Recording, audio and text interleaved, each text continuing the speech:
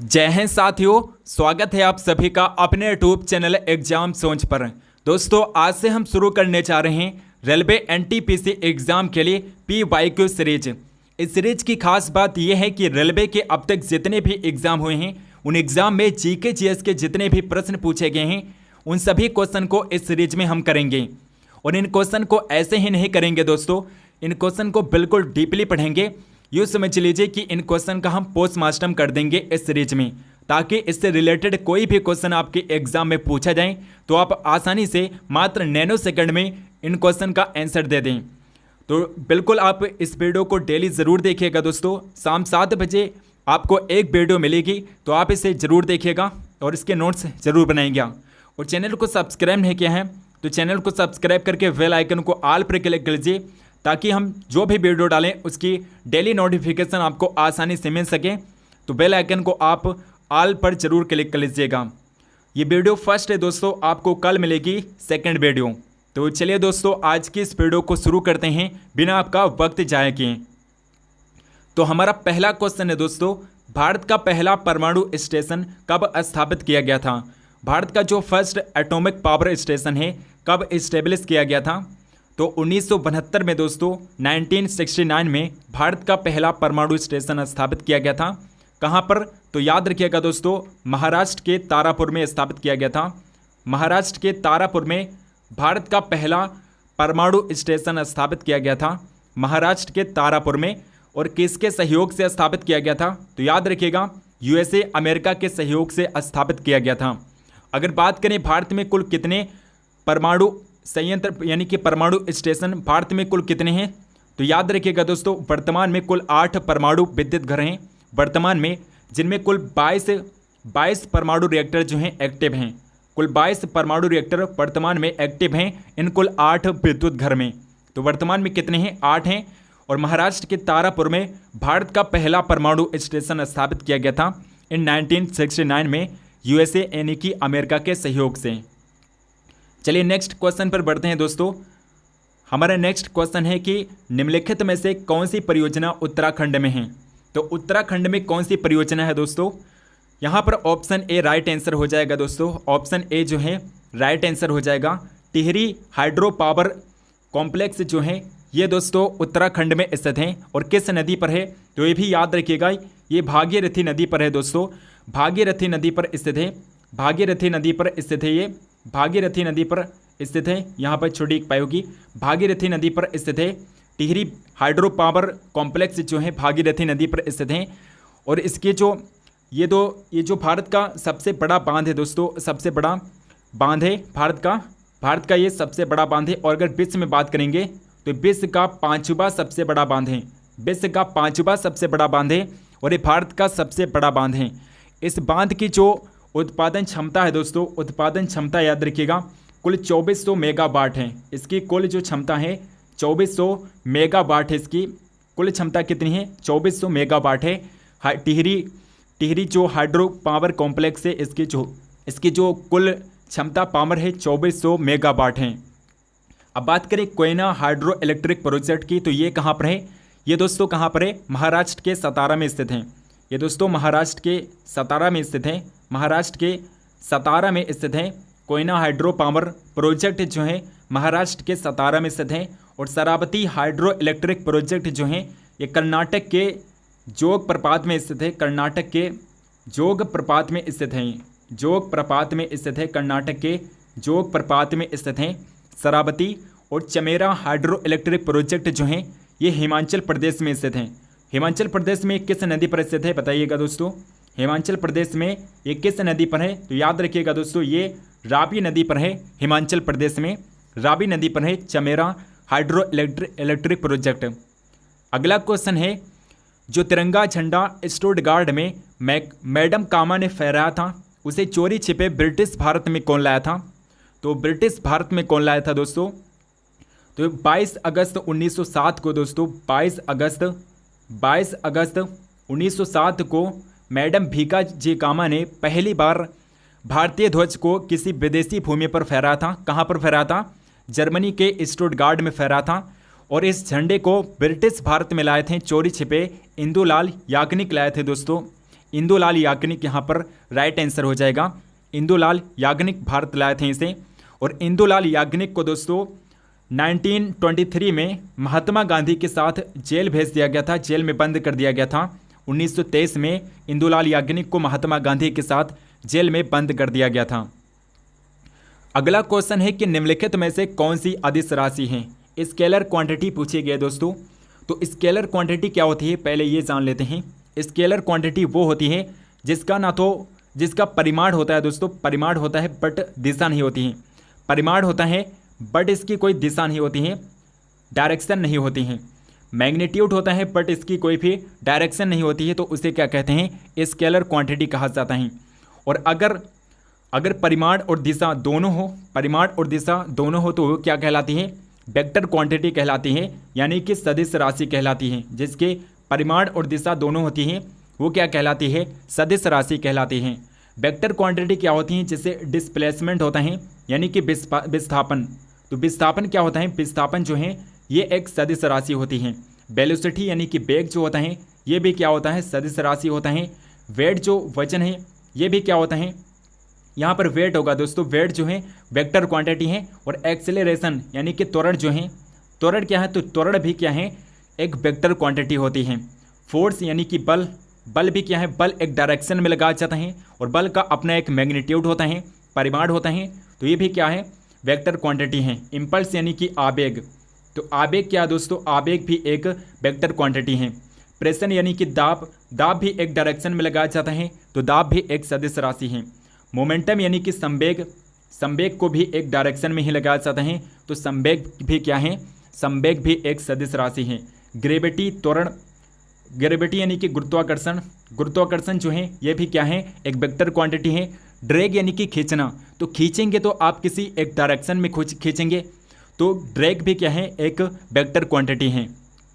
और scalar quantity यानी कि अदिश राशि की बात करेंगे तो इनका परिमाण होता है बट इनकी कोई डायरेक्शन, दिशा नहीं होती है। जैसे कि डिस्टेंस हो गया, दूरी, तो दूरी की कोई दिशा नहीं होती है दोस्तों, दूरी की कोई दिशा नहीं होती है, लेकिन विस्थापन की दिशा होती है। स्पीड, चाल की क्या कोई दिशा होती है, चाल की कोई दिशा नहीं होती है। मास, द्रव्यमान का कोई भी दिशा नहीं होता है, तो ये क्या है, ये एक अदिश राशि है।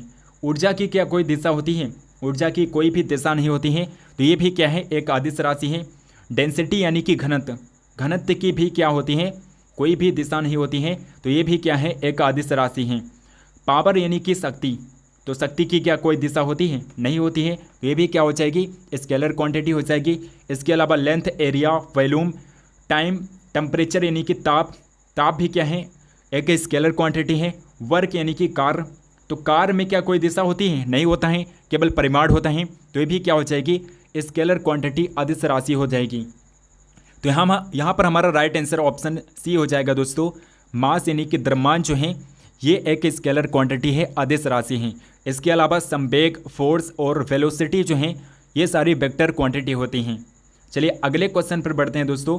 अगला क्वेश्चन है कि भारत के संविधान में निम्नलिखित में से कौन सा संविधान संशोधन में नागरिकों के मौलिक कर्तव्यों को सम्मिलित किया गया था। कौन से अमेंडमेंट के द्वारा संविधान में मौलिक कर्तव्य यानी कि फंडामेंटल ड्यूटीज़ को ऐड किया गया था। तो कौन सा संविधान संशोधन था दोस्तों, बताइएगा आप। तो फर्स्ट की बात करेंगे दोस्तों 35वें संविधान संशोधन की। तो इसके द्वारा सिक्किम को भारत का सह राज्य बनाया गया था। सिक्किम को भारत का सह राज्य बनाया गया था। इसके द्वारा सहायक राज्य बनाया गया था। सिक्किम को कब बनाया गया था, इन 1975 में बनाया गया था, 1975 में। और 36वें संविधान संशोधन के द्वारा सिक्किम को भारत का पूर्ण राज्य बना दिया गया। सिक्किम को भारत का पूर्ण राज्य कब बनाया गया, इन 1976 में बनाया गया। 36वें संविधान संशोधन के द्वारा 1976 में और 1975 में इसे सहायक राज्य बनाया गया था 35वें संविधान संशोधन के द्वारा। अब बात करते हैं 44th अमेंडमेंट की, 44वें संविधान संशोधन की। तो 44वां संविधान संशोधन जो है ये 1978 में किया गया था, 1978 में। और इसके द्वारा क्या किया गया था, इसके द्वारा दोस्तों जो संपत्ति का अधिकार है, संपत्ति का जो अधिकार है, संपत्ति का अधिकार जो है इसे क्या किया गया था, इसे लीगल बना दिया गया था, वैधानिक अधिकार बना दिया गया था। इसे क्या बना दिया गया, वैधानिक अधिकार बना दिया गया। संपत्ति के अधिकार को 44वें संविधान संशोधन के द्वारा वैधानिक बना दिया गया। पहले ये मौलिक अधिकारों में था, लेकिन इसे 44th अमेंडमेंट के द्वारा क्या बना दिया गया, वैधानिक बना दिया गया 1978 में।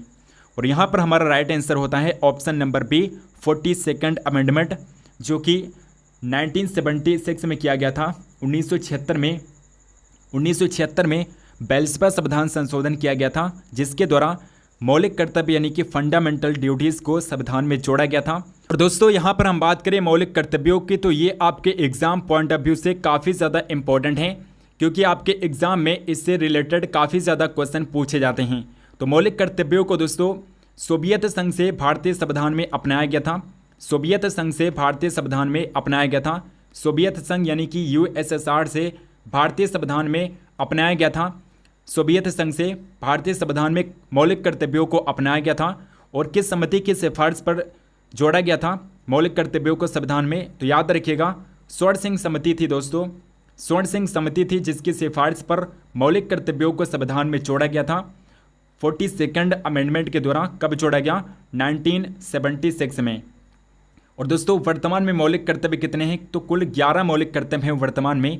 भारतीय संविधान में कुल 11 मौलिक कर्तव्य हैं वर्तमान समय में। और दोस्तों जो बेल्सपा संविधान संशोधन है, इसके बारे में आप पढ़ लीजिए थोड़ा और भी, क्योंकि ये आपके एग्जाम पॉइंट ऑफ व्यू से महत्वपूर्ण है। बेल्सपा संविधान संशोधन दोस्तों इसे लघु संविधान भी कहते हैं। बेल्सपा संविधान संशोधन को लघु संविधान भी कहा जाता है, क्योंकि इसके द्वारा संविधान में काफ़ी ज़्यादा व्यापक परिवर्तन किए गए थे। इसके द्वारा प्रस्तावना में पहली बार संशोधन किया गया था।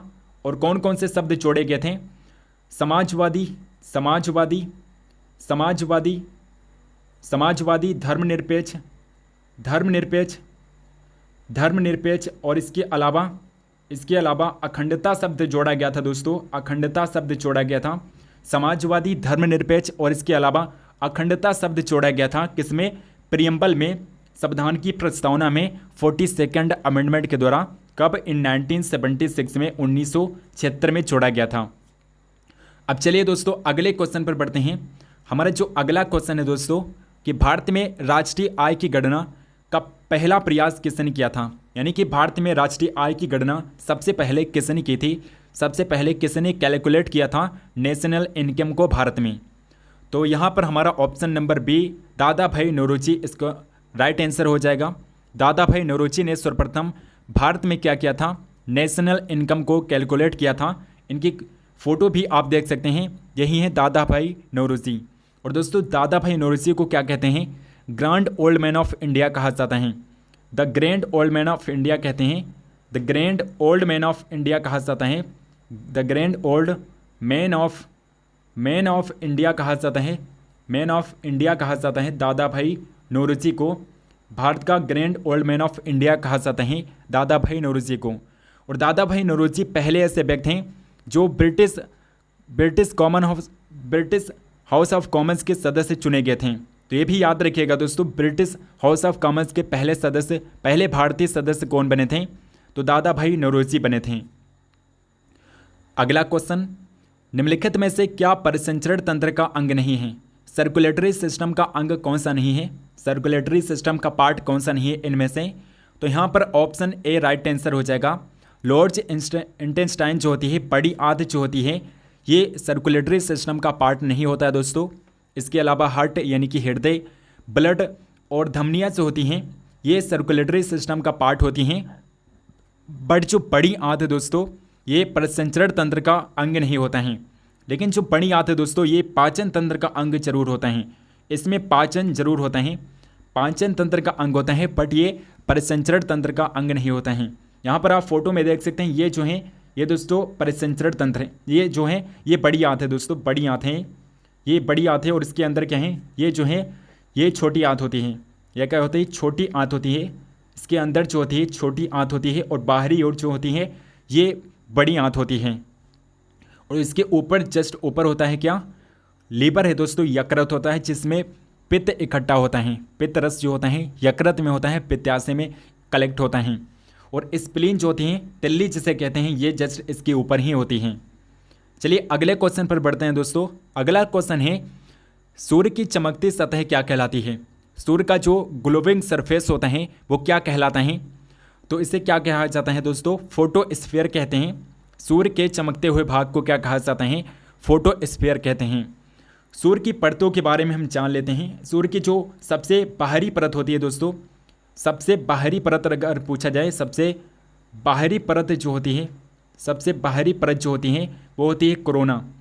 कोरोना जो है दोस्तों, ये सबसे बाहरी परत होती है सूर्य की। और इसके बाद में जो परत होती है ये वाली, इसे कहा जाता है क्रोमोस्फीयर। क्रोमोस्फीयर के बाद जो परत होती है उसे कहते हैं फोटोस्फीयर। फोटोस्फीयर कहा जाता है, जो कि सूर्य का सबसे चमकीला सतह है। फोटोस्फीयर जो है ये सूर्य की तीसरी परत होती हैं। और फोटोस्फीयर के बाद आता है, फोटोस्फीयर के बाद क्या आता है? कॉन्वेक्शन जोन आता है। कॉन्वेक्शन जोन आता है फोटोस्फीयर के बाद। एंड कॉन्वेक्शन जोन के बाद रेडिएटिव जोन आता है, रेडिएटिव जोन। और सूर्य के सबसे बीच में क्या होता है? कोर होता है दोस्तों, केंद्रक होता है सूर्य के बीच में। और सूर्य में सबसे ज़्यादा क्या पाया जाता है? हाइड्रोजन और हीलियम पाया जाता है। हाइड्रोजन और हीलियम सबसे प्रचुर मात्रा में पाया जाता है सूर्य में। हाइड्रोजन और हीलियम सबसे ज़्यादा पाया जाता है। अगला क्वेश्चन, मोपला विद्रोह यानी कि मोपला रिबेलियन किन वर्षों के बीच में हुआ था? मोपला विद्रोह जो है दोस्तों, ये 1921 से 1922 के बीच में हुआ था। मोपला विद्रोह 1921 से 1922 के बीच में हुआ था। और ये कहाँ पर हुआ था दोस्तों? तो ये केरल के किसानों के द्वारा मोपला विद्रोह किया गया था। केरल के मोपला किसानों के द्वारा मोपला विद्रोह किया गया था। केरल के मोपला किसानों के द्वारा मोपला विद्रोह किया गया था इन 1921 से 1922 के बीच में। और दोस्तों यहाँ पर याद रखने वाली बात यह है, मोपला विद्रोह ये किस लिए हुआ था? तो ये मोपला किसानों के द्वारा किया गया था, क्योंकि जो जमींदार थे, ये जमींदार मोपला किसानों की ज़मीनें हड़प रहे थे, उन्हें अपने कब्जे में ले रहे थे। और इसीलिए मोपला किसानों के द्वारा ये विद्रोह किया गया था इन 1921 से 22 के बीच में। तो यहाँ पर ऑप्शन सी जो है राइट आंसर हो जाएगा। अगला क्वेश्चन है कि yen is the currency of. Yen कहाँ की मुद्रा है? तो ये जापान की मुद्रा है दोस्तों, जापान की मुद्रा है। जापान की अगर कैपिटल की बात करेंगे दोस्तों, जापान की कैपिटल क्या है? तो याद रखिएगा टोक्यो है दोस्तों। टोक्यो क्या है? जापान की कैपिटल है। जापान की कैपिटल क्या है? याद रखिएगा टोक्यो जो है जापान की कैपिटल है। अगला क्वेश्चन, टैक्सोनॉमी का जनक किसे कहा जाता है? फादर ऑफ टैक्सोनॉमी किसे कहते हैं? टैक्सोनॉमी का जनक कहते हैं कॉल लिनियस को। कॉल लिनियस को टैक्सोनॉमी का जनक कहा जाता है। टैक्सोनॉमी क्या होता है दोस्तों? टैक्सोनॉमी वर्गीकी होता है। हिंदी में आप पढ़ेंगे तो ये वर्गीकी कहलाता है। टैक्सोनॉमी क्या कहलाता है? वर्गीकी कहलाता है। और वर्गीकी का जनक कहा जाता है कॉल लिनियस को। कॉल लिनियस को वर्गीकी का जनक कहा जाता है। इनके फोटो भी आप देख सकते हैं। किसने ईस्ट इंडिया कंपनी के खिलाफ प्लासी का युद्ध लड़ा था? प्लासी का जो युद्ध है दोस्तों इन 1757 में हुआ था। 1757 में प्लासी का युद्ध हुआ था। 1757 में प्लासी का युद्ध हुआ था। किसके किसके बीच में हुआ था? तो ये हुआ था सिराजुद्दौला और ईस्ट इंडिया कंपनी के बीच में 1757 में। इसमें जो सिराजुद्दौला का प्रमुख कारण माना जाता है दोस्तों, वो मीर जाफ़र का भाग न लेना माना जाता है दोस्तों। मीर जाफ़र ने इस विद्रोह में भाग नहीं लिया था, यानी कि सिराजुद्दौला को धोखा दिया था। और इसीलिए सिराजुद्दौला इस लड़ाई को, इस युद्ध को हार गया था। और उसके बाद में ब्रिटिशर्स ने मीर जाफ़र को क्या बनाया था? मीर जाफ़र को नवाब बनाया था, गद्दी पर बैठा था मीर जाफ़र को। मीर जाफ़र के बाद दोस्तों मीर कासिम को ब्रिटिशर्स ने गद्दी पर बैठा था, क्योंकि मीर जाफ़र ने भी ईस्ट इंडिया कंपनी के खिलाफ विद्रोह किया था बाद में, इसीलिए मीर कासिम को बैठाया गया था गद्दी पर। ये जो है दोस्तों ये हैं सिराजुद्दौला। और यहाँ पर याद रखिएगा दोस्तों जो बक्सर का युद्ध हुआ था, बक्सर का युद्ध भी याद कर लीजिए आप। बक्सर का जो युद्ध है दोस्तों, बक्सर का युद्ध कब हुआ था? तो याद रखिएगा 1764 में हुआ था। 1764 में बक्सर का युद्ध हुआ था। इन 1764 में बक्सर का युद्ध हुआ था। और दोस्तों यहाँ पर सबसे इम्पोर्टेंट है दोस्तों, जो ईस्ट इंडिया कंपनी थी, प्लासी के युद्ध में ईस्ट इंडिया कंपनी जो थी उसका नेतृत्व किसने किया था? और ये किस वायसराय के शासनकाल में हुआ था? तो लॉर्ड क्लाइव के शासनकाल में हुआ था। लॉर्ड क्लाइव के शासनकाल में ये युद्ध हुआ था। लॉर्ड क्लाइव के शासनकाल में ये युद्ध हुआ था, लॉर्ड क्लाइव के शासनकाल में। और इसका जो नेतृत्व किया था, नेतृत्व किसने किया था? हेक्टर मुनरो ने किया था दोस्तों। हेक्टर मुनरो ने ईस्ट इंडिया कंपनी की सेना का नेतृत्व किया था। अगला क्वेश्चन है, कौन से राष्ट्र ने 5 बार कॉमनवेल्थ गेम्स की मेजबानी की है? तो कौन सा राष्ट्र है दोस्तों? ऑप्शन नंबर ए जो है ऑस्ट्रेलिया इस क्वेश्चन का राइट आंसर हो जाएगा। ऑस्ट्रेलिया ने 5 बार कॉमनवेल्थ गेम्स की मेजबानी की है। कॉमनवेल्थ गेम्स को होस्ट किया है 5 बार ऑस्ट्रेलिया देश ने। पहली बार जो कॉमनवेल्थ गेम्स हुए थे दोस्तों, कब हुए थे? इन 1930 में हुए थे। कहाँ पर हुए थे? कनाडा के हैमिल्टन में हुए थे। कनाडा के हैमिल्टन में सर्वप्रथम कॉमनवेल्थ गेम्स हुए थे। कनाडा के हैमिल्टन में कब हुए थे? तो 1930 में हुए थे पहली बार। और दोस्तों जब 1934 में लंदन में जो कॉमनवेल्थ गेम्स हुए थे लंदन में, इसमें पहली बार इंडिया ने पार्टिसिपेट किया था। इंडिया ने पहली बार पार्टिसिपेट किया था लंदन में जो कॉमनवेल्थ गेम्स हुए थे। और भारत के जो राशिद अनवान थे दोस्तों, राशिद अनवान ने इसमें क्या जीता था? कांस्य पदक जीता था सर्वप्रथम। राशिद अनवान ने सर्वप्रथम कांस्य पदक जीता था। इसमें कांस्य पदक जीता था सर्वप्रथम। जब भारत ने पार्टिसिपेट किया था इसमें, तो राशिद अनवान ने सर्वप्रथम इसमें कांस्य पदक जीता था। अगला क्वेश्चन, साहित्य अकादमी का मुख्यालय हेडक्वार्टर कहाँ पर स्थित है? साहित्य अकादमी का जो हेडक्वार्टर है दोस्तों, ये कहाँ पर स्थित है? तो याद रखिएगा दोस्तों, ये न्यू दिल्ली में स्थित हैं, नई दिल्ली में स्थित हैं साहित्य अकादमी का हेडक्वार्टर। साहित्य अकादमी की स्थापना की बात करें दोस्तों, इसे कब इस्टेब्लिश किया गया? तो इसे इस्टेब्लिश किया गया 1954 में, 1954 में इसे स्थापित किया गया था। और ये दोस्तों कुल 22 भाषाओं में दिया जाता है। 22 भाषाओं में ये प्रदान किया जाता है। 22 भाषाओं के अलावा ये अंग्रेजी भाषा में भी प्रदान किया जाता है। संविधान की 8वीं अनुसूची में जितनी भी भाषाएं बताई गई हैं, कुल 22 भाषाएं बताई गई हैं। तो इन कुल 22 भाषाओं में साहित्य अकादमी पुरस्कार दिया जाता है। और इसके अलावा राजस्थानी और अंग्रेजी भाषा में भी ये साहित्य अकादमी पुरस्कार दिया जाता है, जो कि 22 भाषाओं में शामिल नहीं हैं। तो यहाँ पर सबसे इम्पोर्टेंट दोस्तों, सबसे पहले किसे दिया गया था साहित्य अकादमी पुरस्कार?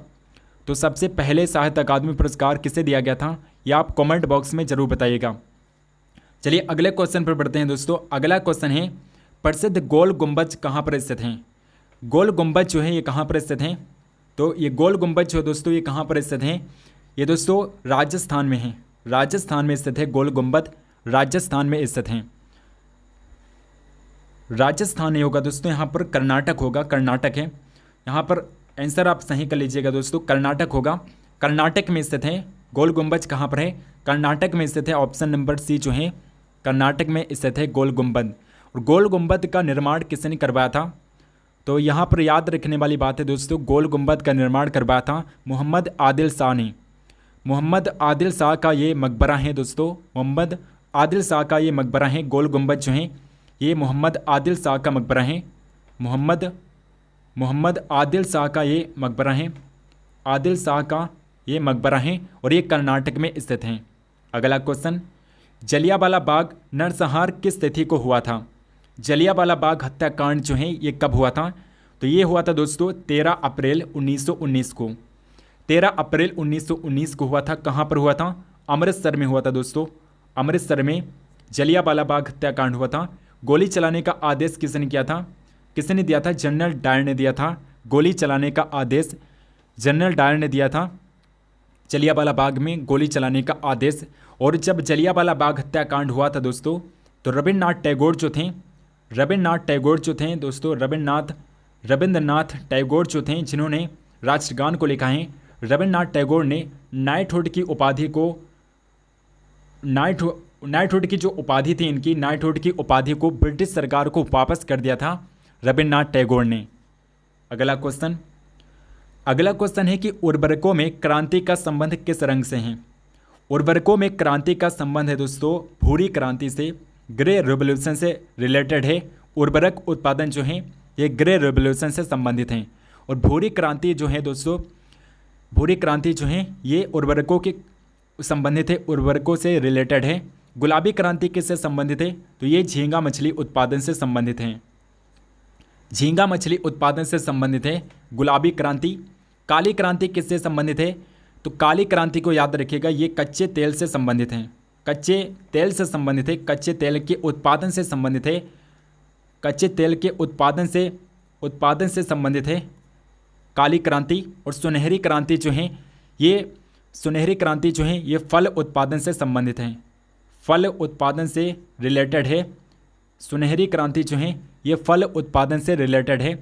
सुनहरी क्रांति किससे रिलेटेड है? तो ये फल उत्पादन से संबंधित है, ये भी आप याद रखिएगा। चलिए यहाँ पर ये भी याद रखिए दोस्तों, लाल क्रांति जो है, लाल क्रांति किससे रिलेटेड है? तो ये टमाटर उत्पादन या फिर मांस उत्पादन से रिलेटेड है, टमाटर उत्पादन या फिर मांस उत्पादन से संबंधित है लाल क्रांति। अगला क्वेश्चन, पृथ्वी ग्रह का वो क्षेत्र जहाँ जीवन मौजूद है उसे क्या कहा जाता है? तो जहाँ पर जीवन मौजूद होता है उसे क्या कहते हैं? उसे कहा जाता है जैव मंडल, बायोस्फीयर कहते हैं। पृथ्वी के जिस क्षेत्र पर जीवन मौजूद होता है उसे क्या कहते हैं? बायोस्फीयर कहा जाता है। बायोस्फीयर के अंतर्गत क्या आते हैं दोस्तों? बायोस्फीयर के अंतर्गत आता है लिथोस्फीयर यानी कि स्थल मंडल। स्थल मंडल अगर पूछा जाए ये किसके अंतर्गत आता है? तो ये आता है जैव मंडल के अंतर्गत। और जल मंडल भी किसके अंतर्गत आता है? तो जल मंडल भी जो है ये भी जैव मंडल के अंतर्गत आता है। और इसके अलावा वायुमंडल भी जो क्या है, वायुमंडल भी क्या है, वायुमंडल भी बायोस्फीयर के अंतर्गत ही आता है। अगला क्वेश्चन, निम्नलिखित में से कौन से राज्य में विधान परिषद हैं? कौन से राज्य में विधान परिषद हैं? Which of the following state has a legislative council? तो किस राज्य में विधान परिषद हैं? यहाँ पर ऑप्शन नंबर डी जो है दोस्तों आंध्र प्रदेश। आंध्र प्रदेश में क्या है? विधान परिषद हैं। भारत के 6 राज्यों में विधान परिषद है। भारत के कुल 6 स्टेट हैं जहाँ पर क्या है? विधान परिषद हैं। भारत के 6 स्टेट हैं जहाँ पर विधान परिषद है। कौन कौन से हैं? तो याद रखिएगा, शॉर्टकट में हम लिख दे रहे हैं दोस्तों, आंध्र प्रदेश है, आंध्र प्रदेश है। इसके अलावा क्या है? तेलंगाना है दोस्तों, तेलंगाना के अलावा यूपी है, उत्तर प्रदेश है, उत्तर प्रदेश के अलावा क्या है? बिहार है, और बिहार के अलावा महाराष्ट्र है, महाराष्ट्र, और महाराष्ट्र के अलावा कर्नाटका है जहाँ पर क्या है? विधान परिषद हैं। कहाँ पर है? विधान परिषद हैं। 2020 में विधान परिषद, 2020 में दोस्तों 2020 में विधान परिषद होगी आंध्र प्रदेश में, 2020 में विधान परिषद हुई हैं। अगला क्वेश्चन, अगला क्वेश्चन है कि 2020 में निम्न में से किस फिल्म को सर्वश्रेष्ठ फिल्म वर्ग में फिल्म फेयर पुरस्कार मिला था? 2020 में किसे दिया गया था? फिल्म फेयर अवार्ड किसे दिया गया था 2020 में? तो गली बॉय को दिया गया था दोस्तों, गली बॉय को 2020 में दिया गया था। फिल्म फेयर अवार्ड जो है 2020 में गली बॉय को दिया गया था। और इसे किसके निर्देशन में तैयार किया गया दोस्तों? इसे डायरेक्ट किसने किया है? तो इसे डायरेक्ट किया है दोस्तों जोया अख्तर ने। जोया अख्तर ने इसे डायरेक्ट किया है। इसे किसने डायरेक्ट किया था? डायरेक्टर इसके कौन थे? तो जोया अख्तर थे दोस्तों, याद रखिएगा, जोया अख्तर जो हैं, जोया अख्तर ने इसे डायरेक्ट किया था। अगला क्वेश्चन, संयुक्त राष्ट्र सुरक्षा परिषद का हेडक्वार्टर कहाँ पर स्थित है? संयुक्त राष्ट्र यूनाइटेड नेशंस सिक्योरिटी का जो हेडक्वार्टर है कहाँ पर स्थित है?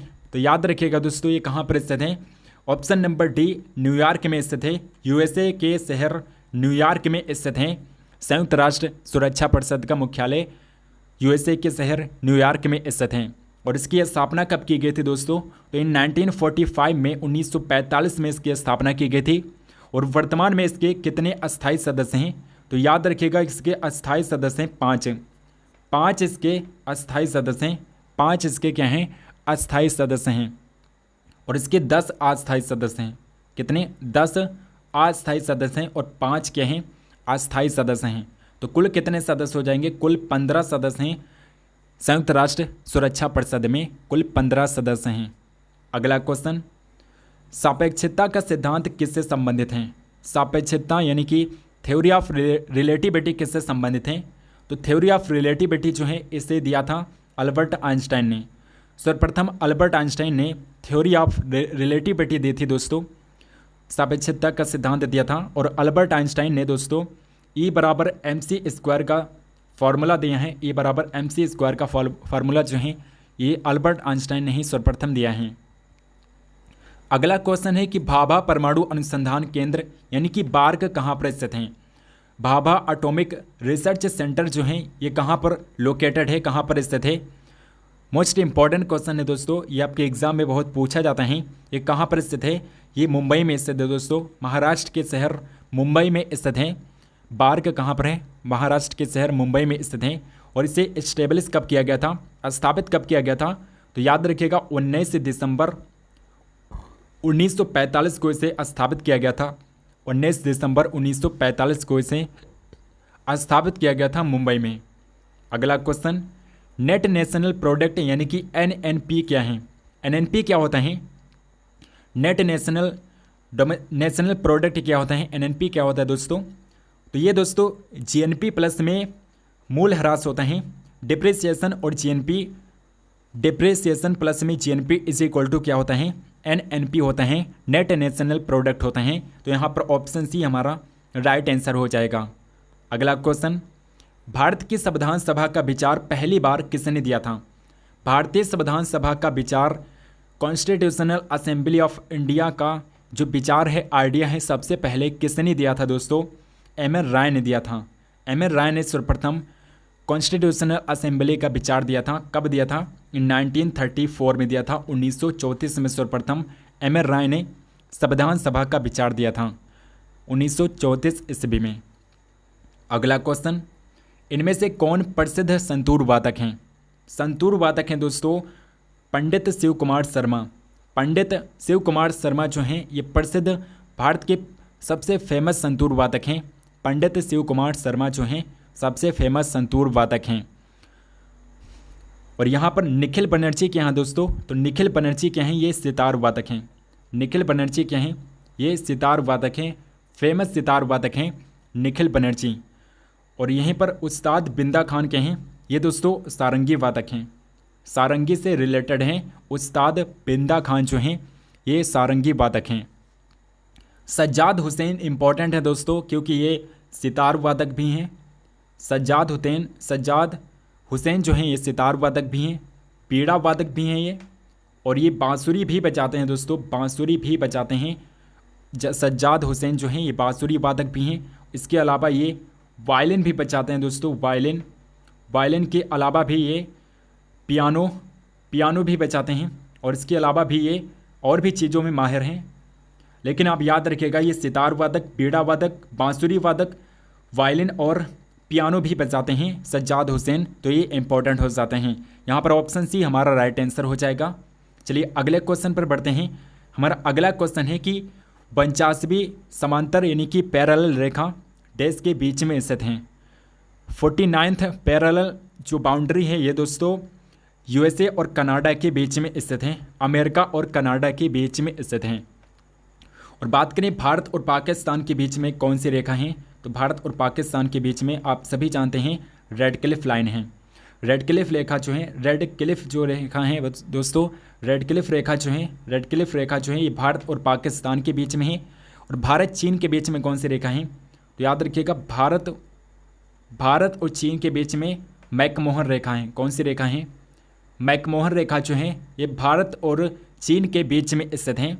भारत और चीन के बीच में मैकमोहन रेखा है। और यहाँ पर सबसे इंपॉर्टेंट है दोस्तों फ्रांस और जर्मनी के बीच में कौन सी रेखा है? फ्रांस और जर्मनी के बीच में कौन सी रेखा है? तो मैगी नॉट लाइन है। मैगी नॉट लाइन जो है ये फ्रांस और जर्मनी के बीच में स्थित हैं। फ्रांस और जर्मनी के बीच में मैगी नॉट लाइन है जो कि आपके एग्ज़ाम में सबसे ज़्यादा पूछी जाती है। मैगी नॉट लाइन जो है ये फ्रांस और जर्मनी के बीच में स्थित हैं। अगला क्वेश्चन, पहला भारतीय संचार उपग्रह कौन सा है? भारत का जो पहला संचार उपग्रह था कौन सा था? एप्पल था दोस्तों। एप्पल जो है ये भारत का पहला संचार उपग्रह था। भारत का पहला संचार उपग्रह कौन सा था? एप्पल था। अगर बात करेंगे भारत के पहले उपग्रह की, भारत के फर्स्ट सैटेलाइट की अगर बात करेंगे तो भारत का जो फर्स्ट सैटेलाइट था दोस्तों, सैटेलाइट कौन सा था? आर्यभट्ट था। आर्यभट्टा जो है दोस्तों, आर्यभट्ट जो है ये भारत का पहला सैटेलाइट था। लेकिन पहला कम्युनिकेशन सैटेलाइट अगर बात करेंगे तो एप्पल था। एप्पल क्या होता है दोस्तों? तो एप्पल का फुल फॉर्म होता है दोस्तों, एप्पल का फुल फॉर्म क्या होता है? एप्पल जो था ये भारत का पहला भारतीय संचार उपग्रह था।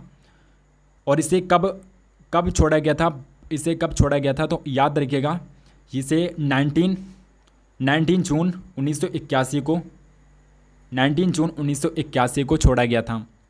अगला क्वेश्चन, सेब से संबंधित रोग को कहा जाता है डैश के रूप में जाना जाता है। तो सेब से रिलेटेड जो रोग होता है उसे किस रूप में जानते हैं, तो इसे जाना जाता है दोस्तों फायर ब्लाइट के नाम से जाना जाता है। फायर ब्लाइट कहते हैं। सेब में जो रोग होता है उसे क्या कहा जाता है, फायर ब्लाइट कहा जाता है।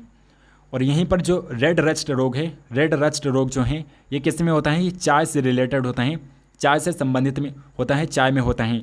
टिक्का रोग जो है ये मूंगफली में होता है दोस्तों, मूंगफली में होता है टिक्का रोग। और ग्रीन ईयर रोग जो है ये किस में होता है, बाजरा में होता है, बाजरा में होता है दोस्तों। ग्रीन ईयर रोग जो है, हरित बाली रोग जो है ये बाजरा में होता है। फायर ब्लाइट रोग जो है ये सेब में होता है। लाइकेन एक ऐसा जीव है जो चेतावनी देता है। लाइकेन किसकी चेतावनी देता है, तो ये एयर पोल्यूशन की, वायु प्रदूषण की चेतावनी देता है। लाइकेन क्या होता है, एक तरह का जीव होता है दोस्तों। लाइकेन क्या होता है, एक तरह का ऑर्गेनिज्म होता है जो क्या देता है, वायुमंडलीय वायु प्रदूषण, एयर पोल्यूशन की जानकारी देता है। अगला इंपॉर्टेंट क्वेश्चन है दोस्तों, स्वच्छ भारत मिशन कब शुरू किया गया था, स्वच्छ भारत मिशन कब लॉन्च किया गया था, तो 2 अक्टूबर 2014 को स्वच्छ भारत मिशन लॉन्च किया गया था। 2 अक्टूबर 2014 को महात्मा गांधी के कौन से बर्थडे पर इसकी शुरुआत की गई थी, तो बताइएगा दोस्तों। महात्मा गांधी की 145वीं जयंती पर इसकी शुरुआत की गई थी। 145वीं जयंती पर स्वच्छ भारत मिशन की शुरुआत की गई थी नरेंद्र मोदी के द्वारा 2 अक्टूबर 2014 को। अगला क्वेश्चन है कि बरगद के पेड़ का वनस्पतिक नाम क्या होता है, बोटानिकल नेम क्या होता है बरगद के पेड़ का। फाइकस बंधालेंसिस होता है दोस्तों। फाइकस बंधालेंसिस जो है ये बरगद के पेड़ का वनस्पतिक नाम होता है। ओसिमम टेन्यूफ्लोरम जो है ये दोस्तों ये तुलसी का वनस्पतिक नाम होता है, तुलसी का वनस्पतिक नाम होता है। अजेडिरा एक्टा इंडिका जो है, अजेडिरा एक्टा इंडिका जो है ये किसका वनस्पतिक नाम होता है, ये नीम का वनस्पतिक नाम होता है।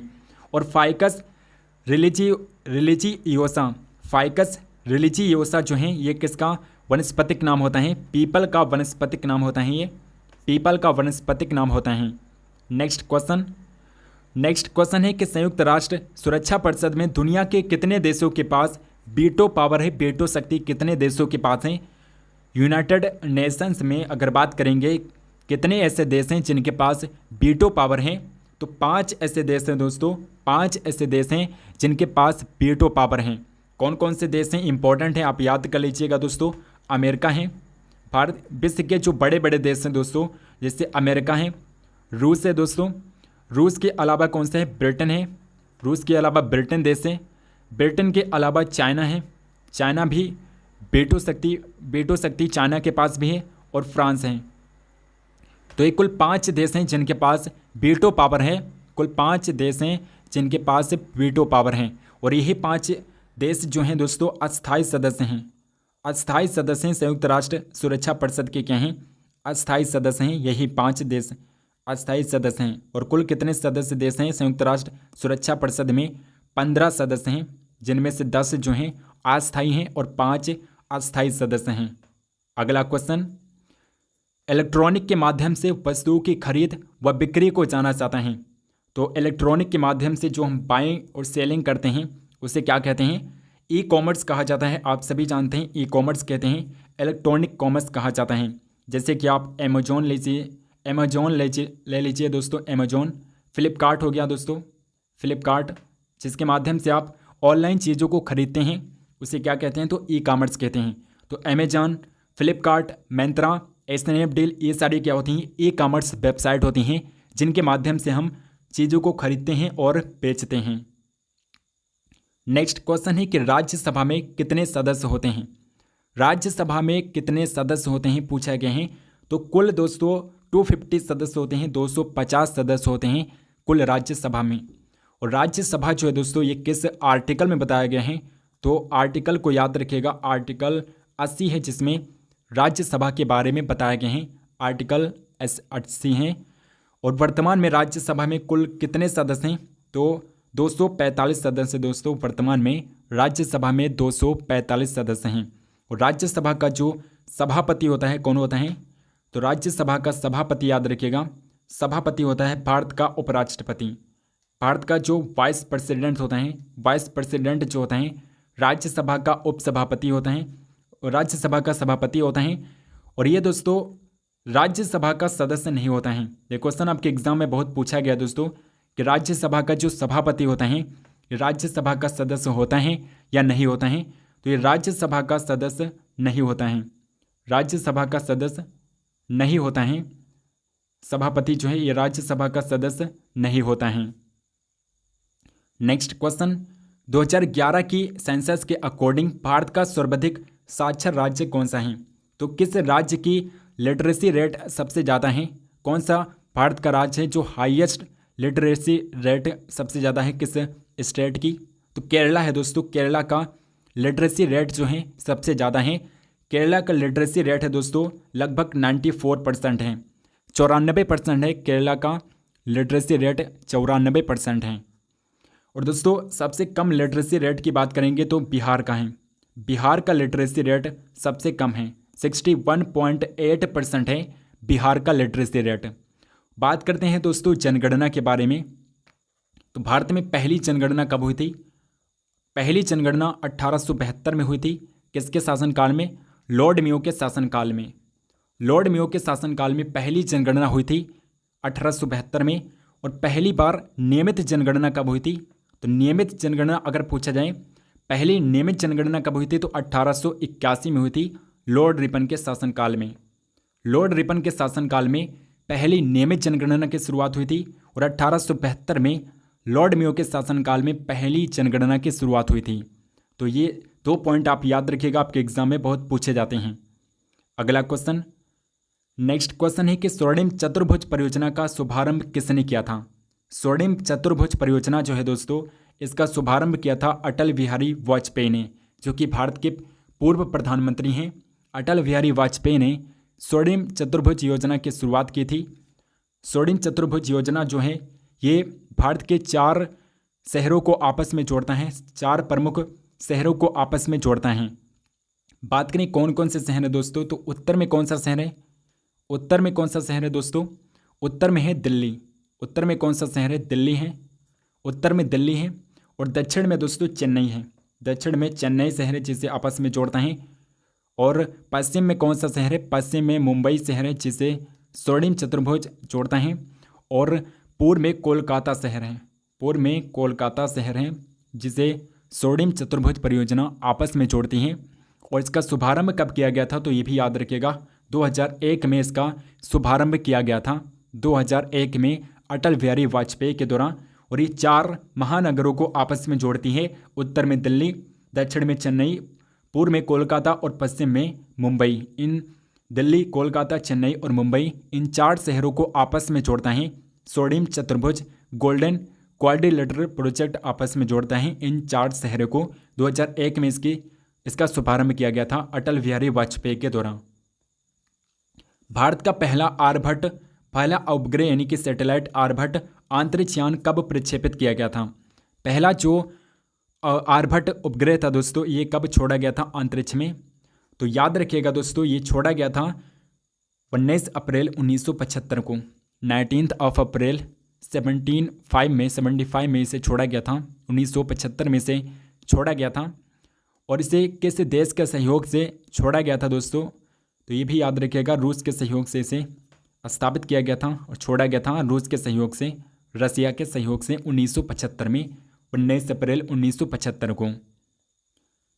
निम्न में से भूतपूर्व आंध्र प्रदेश का शास्त्रीय नृत्य कौन सा है? आंध्र प्रदेश का शास्त्रीय नृत्य है दोस्तों कुचिपुड़ी। कुचिपुड़ी जो है आंध्र प्रदेश का क्लासिकल डांस है। कथक कहाँ का है? उत्तर प्रदेश का है, उत्तर भारत का है, उत्तर प्रदेश का है दोस्तों कथक। भारतनाट्यम तमिलनाडु का है।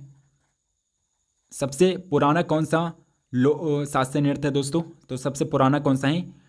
भारतनाट्यम है। भारतनाट्यम सबसे ओल्डेस्ट क्लासिकल डांस है इंडिया का। कथकली कहाँ का है दोस्तों? केरला का है। कथकली कहाँ का है?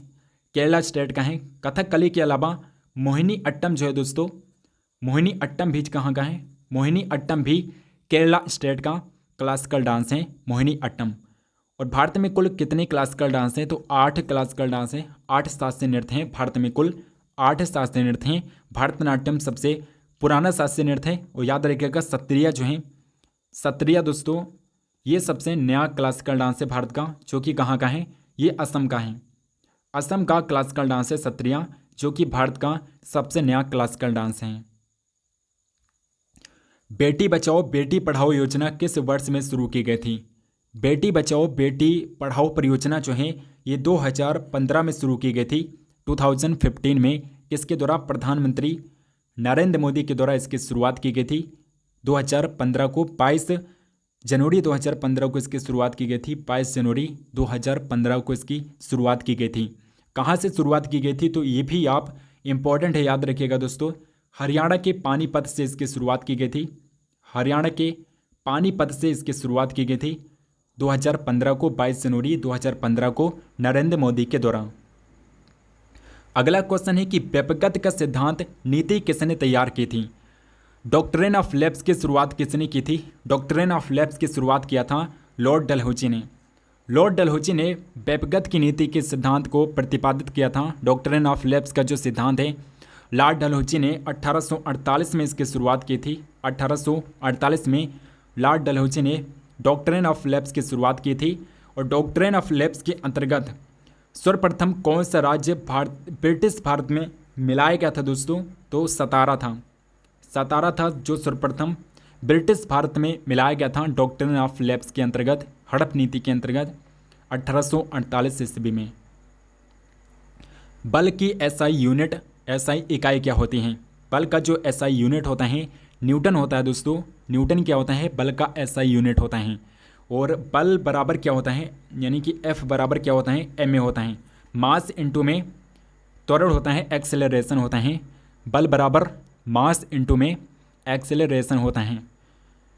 तो न्यूटन क्या है दोस्तों? बल का एसआई यूनिट होता है। तो ये याद रखिएगा दोस्तों। अब अगला क्वेश्चन, और यहाँ पर आप देख लीजिए दोस्तों, पास्कल जो है ये किसका यूनिट होता है? पास्कल किसका यूनिट होता है? ये दोस्तों दाब का यूनिट होता है। पास्कल दाब का यूनिट होता है। अगला क्वेश्चन है कि भारतीय अंतरिक्ष अनुसंधान समिति का गठन कब किया गया था? भारतीय अंतरिक्ष यानी कि इंडियन स्पेस रिसर्च कमेटी का गठन कब किया गया था? 1962 में किया गया था। 1962 में अंतरिक्ष अनुसंधान समिति का गठन किया गया था 1962 ईस्वी में। अगला क्वेश्चन, दहेज प्रतिषेध अधिनियम कब लागू किया गया था? दहेज प्रतिषेध यानी कि डोरी प्रोहिबिशन एक्ट कमीशन कब लागू किया गया था? तो 1961 में, 1961 में इसे लागू किया गया था। दहेज प्रतिषेध, दहेज प्रथा को बैन किया गया था 1961 में। और इसके तहत ये प्रावधान किया गया दोस्तों कि अगर दहेज लेने या देने का कोई भी प्रावधान मिलता है, कोई भी पता मिलता है, तो फिर 5 वर्ष की कैद, 5 वर्ष की कैद होगी, 5 वर्ष की कैद होगी इसके तहत। और 15,000 रुपये का जुर्माना देना पड़ेगा। 15,000 रुपये का जुर्माना देना पड़ेगा दहेज प्रतिषेध अधिनियम के तहत। 15,000 रुपये का जुर्माना देना पड़ेगा और 5 वर्ष की कैद होगी। और इसे 1961 में लागू किया गया था। नोबेल पुरस्कार कितनी श्रेणियों में होते हैं? नोबेल पुरस्कार जो है ये कितने कैटेगरी में दिए जाते हैं? तो ये दोस्तों कुल कैटेगरी कितनी है? 6 कैटेगरी हैं जिनमें दिया जाता है नोबेल पुरस्कार। किस किस क्षेत्र में दिया जाता है? तो ये दिया जाता है दोस्तों चिकित्सा के क्षेत्र में, चिकित्सा के क्षेत्र में, अर्थशास्त्र यानी कि इकोनॉमिक्स के क्षेत्र में, अर्थशास्त्र यानी कि इकोनॉमिक्स के क्षेत्र में, साहित्य के क्षेत्र में दिया जाता है। साहित्य के अलावा ये शांति के क्षेत्र में दिया जाते हैं, शांति के क्षेत्र में। और शांति के क्षेत्र का जो नोबेल पुरस्कार है ये ओस्लो प्रदान करता है दोस्तों। ओस्लो में दिए जाते हैं, ओस्लो में दिए जाते हैं। यहाँ पर ओस्लो होगा, ओस्लो में दिए जाते हैं, ओस्लो होगा यहाँ पर, ओस्लो में दिए जाते हैं शांति के नोबेल पुरस्कार। और इसके अलावा ये भौतिक के क्षेत्र में और रासायनिक के क्षेत्र में भी दिए जाते हैं नोबेल पुरस्कार। भौतिक के क्षेत्र में और रासायनिक के क्षेत्र में दिए जाते हैं। कुल 6 कैटेगरी में नोबेल पुरस्कार दिए जाते हैं। और किस देश के द्वारा दिए जाते हैं? स्वीडन के द्वारा दिए जाते हैं।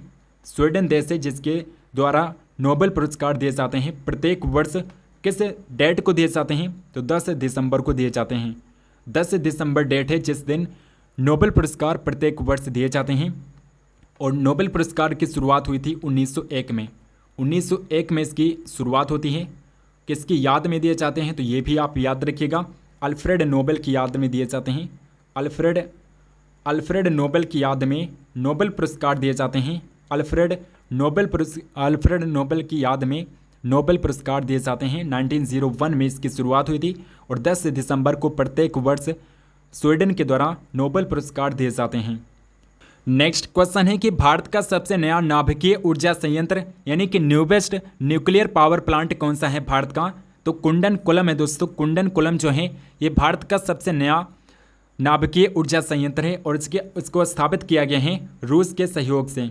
रसिया के सहयोग से 2002 से 2013 के बीच में इसे स्थापित किया गया। 2002 से 2013 तक इसको बनाया गया। रूस के सहयोग से इसे स्थापित किया गया और ये भारत का पहला सबसे नया ऊर्जा संयंत्र है भारत का कुंडनकुलम। नेक्स्ट क्वेश्चन, भारत रत्न का प्रावधान कब पेश किया गया था? भारत रत्न की शुरुआत हुई थी दोस्तों 1954 में। 1954 में भारत रत्न अवार्ड की शुरुआत हुई थी। कब हुई थी? 2 जनवरी 1954 को। सबसे पहले भारत रत्न अवार्ड किसे दिया गया था? तो पहला भारत रत्न अवार्ड जो है दोस्तों पहला किसे दिया गया था? पहला दिया गया था चक्रवर्ती राजगोपालाचारी को। चक्रवर्ती राजगोपालाचारी को दोस्तों भारत का जो पहला भारत रत्न अवार्ड है चक्रवर्ती राजगोपालाचारी को दिया गया था। उसके बाद दिया गया था दोस्तों सीबी रमन को दिया गया था जिन्होंने रमन प्रभाव की खोज की थी। और सर्वपल्ली राधाकृष्णन को दिया गया था। सर्वपल्ली राधाकृष्णन को दिया गया था। सर्वपल्ली राधाकृष्णन, चक्रवर्ती राजगोपालाचारी और सीबी रमन 3 ऐसे व्यक्ति हैं जिन्हें सबसे पहले भारत रत्न अवार्ड दिया गया था। और भारत रत्न अवार्ड किसके द्वारा प्रदान किए जाते हैं? राष्ट्रपति के द्वारा प्रदान किए जाते हैं। और अगर क्वेश्चन पूछा जाए कि चक्रवर्ती राजगोपालाचारी, सीबी रमन और सर्वपल्ली राधाकृष्णन को भारत रत्न अवार्ड किसने दिया था? तो डॉक्टर राजेंद्र प्रसाद ने दिया था। डॉक्टर राजेंद्र प्रसाद उस समय भारत के राष्ट्रपति थे और इन्हें सर्वप्रथम भारत रत्न अवार्ड दिया था 1954 ईस्वी में। अगला क्वेश्चन, सार्क में कितने सदस्य देश मेंबर स्टेट्स शामिल हैं? सार्क के कितने सदस्य देश हैं दोस्तों? सार्क के कुल 8 सदस्य देश हैं। सार्क के। और सार्क की स्थापना कब हुई थी दोस्तों? याद रखिएगा, स्थापना इंपॉर्टेंट है आपके एग्जाम पॉइंट ऑफ व्यू से। स्थापना हुई थी 8 दिसंबर 1985 को। 8 दिसंबर 1985 को इसकी स्थापना हुई थी नेपाल के काठमांडू में।